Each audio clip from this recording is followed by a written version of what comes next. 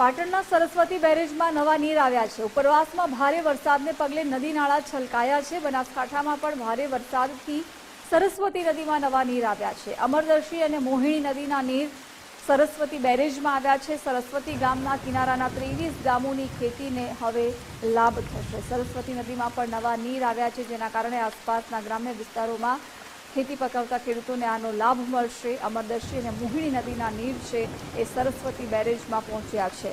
બનાસકાંઠામાં ભારે વરસાદને કારણે નદી નાળા છલકાયા છે।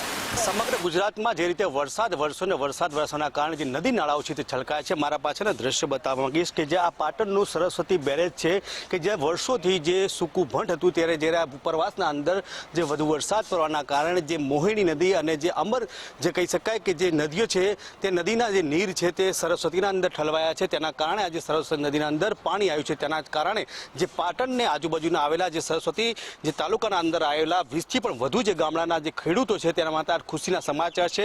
તેમાંથી પણ વધુ વાત કરવામાં આવે તો જે અત્યારે શ્રાવણ માસ ચાલ્યું છે, શ્રાવણ માસના અંદર જે તર્પણ વિધિ અને જે પ્રજાતિ જે વિધિઓ છે તે કરવાના પણ હાલ તો લોકોને આ પાણી આવવાના કારણે તે લોકોએ એ વિધિ પણ કરી શકે તેવી હાલ તો શક્યતાઓ છે। અખ્તર મંસૂરી, ગુજરાત ફર્સ્ટ, પાટણ। તો સરસ્વતી ગામના કિનારાના 23 ગામોને પણ એલર્ટ કરી દેવામાં આવ્યા છે। મહત્વનું છે કે પાણી છોડવામાં આવતા નદી કાંઠે રહેતા ગામના લોકોને સાવચેત રહેવા માટે જણાવી દેવામાં આવ્યું છે।